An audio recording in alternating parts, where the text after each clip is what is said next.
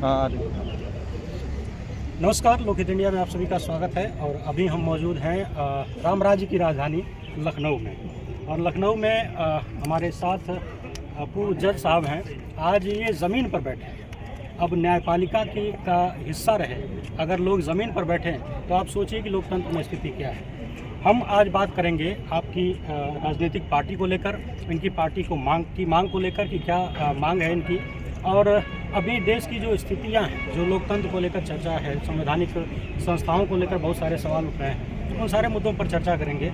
और आपने वर्तमान सरकार को लेकर बहुत सारे आरोप लगाए, तो उन पर भी बात करेंगे। सड़ी गली सरकार इन्होंने कहा है। तो सर, बहुत बहुत स्वागत है आपका लोकहित इंडिया पर। सवालों से मैं ही शुरुआत करता हूँ।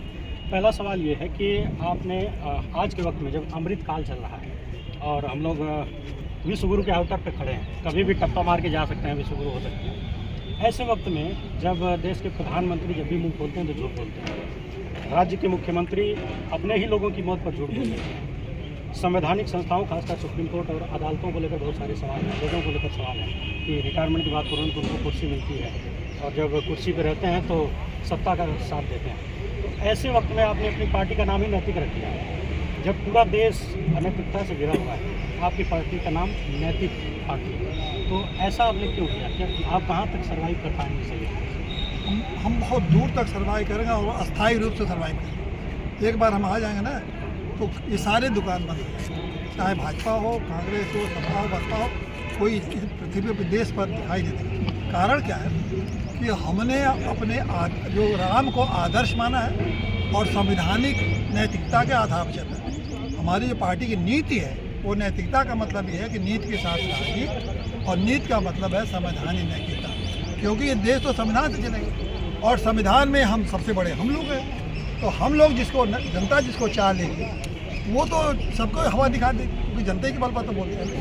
तो इसलिए ये तो कभी देर है, हमारी बात आप जैसे लोगों अगर पहुँचा देंगे तो फिर ऐसे हम लोग संविधान की मर्यादा को, राम की मर्यादा को घर घर तक राम को पहुंचाएंगे, घर घर तक संविधान पहुंचाएंगे। फिर देखिए देश कहाँ पहुंचा। आप आज पार्टी की स्थापना दिवस है, आज आपको ज़मीन पर बैठकर नारेबाजी करनी पड़ी, तो ये क्योंकि घोर असंवैधानिक सरकार। ये बताइए, हमको अपनी बात कहने का और वो भी शालीनतापूर्ण संवैधानिक मर्यादा के तहत, हम तो संवैधानिक नैतिकता वाली पार्टी है हमारी नीति। तो हम लोग कोई छीनता और कोई तोड़ फोड़ और वायलेंस करने वाला तो है नहीं, वरना हमारा इतिहास है हमारे पार्टी के लेकिन का कि हमने कोई वायलेंस नहीं किया हो। तो जब हमारा कोई इतिहास है और संवैधानिक नैतिकता को बात करें, उस पार्टी के स्थापना दिवस को हाल में करने के लिए अनुमति न देकर आप क्या संदेश दे रहे हैं?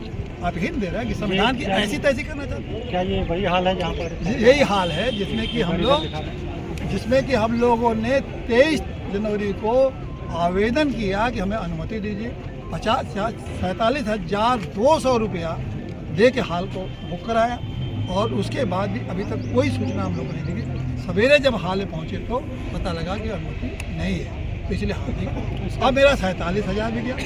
हजारों कार्यकर्ता दूर दूर से आए, खाना पाना सारा पैसा बर्बाद हुआ। और ये इनको जरा भी इनको परवाह नहीं है कि संविधान से देश चलेगा, कि इनके अहंकार से चलेगा, चाहे बाबा का अहंकार हो या मोदी जी का अहंकार हो, इनके अहंकार से चलेगा कि देश संविधान चलेगा।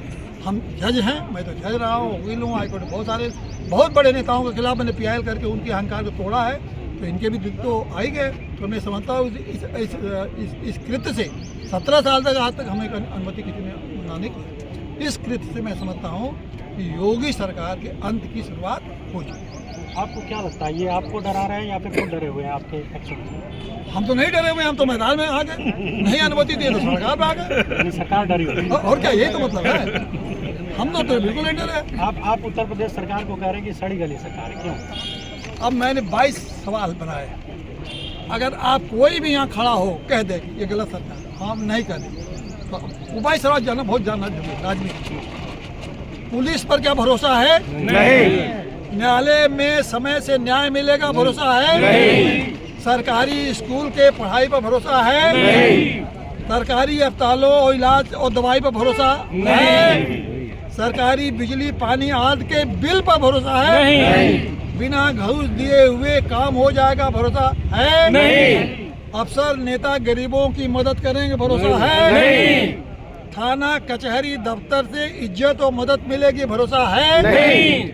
नेता अफसर जनता की सेवा करेंगे, भरोसा है? नहीं। सरकारी खाद बीज अनाज पर भरोसा है? नहीं। मुसीबत में सरकार की मदद मिलेगी, भरोसा है? नहीं। सरकारी या प्राइवेट डॉक्टर पर भरोसा है? नहीं।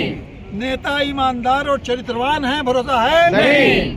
सरकारी जांच और कार्रवाई पर भरोसा है? नहीं। भ्रष्टाचारियों के खिलाफ कार्रवाई होगी, भरोसा है? नहीं। गुंडों, मवालियों, दबंगों, लुटेरे, धोखेबाजों, अपराधियों से सरकार रक्षा करेगी, भरोसा है? नहीं। सच्चाई ईमानदारी से जीने वालों की इज्जत बचेगी, नहीं। भरोसा है? नहीं। जनता से टैक्स लेकर सरकार जनता के लिए खर्च करेगी, भरोसा है? नहीं। हवा, पानी, खाद्य शुद्ध, भरोसा है? खाद्य पदार्थ शुद्ध मिलेगा, भरोसा है? नहीं। मनुष्य, पेड़ पौधे, पौधों की शांति के लिए व्यवस्था है, पेड़ पौधों की शांति के लिए है भाई, भरोसा? नहीं। तो इसको आप क्या कहें? खड़ी गली नहीं कहें, क्या कहें? कौन नाम दिया था? आपके अनुसार इन सारे मुद्दों पर ये सरकार फेल है। ये कह रहे हैं, हम कह रहे हैं, है कि नहीं भाई? फेल है। तो इसको आप सड़ी गली कर सरकार कहेंगे कि उज्ज्वल सरकार? और अब जब सड़ी गली सरकार है, फेल है कि उज्ज्वल गंदी सरकार है कि नहीं है? सड़ी गली सरकार, सड़ी गली सरकार का मतलब जो कोई काम नहीं करती।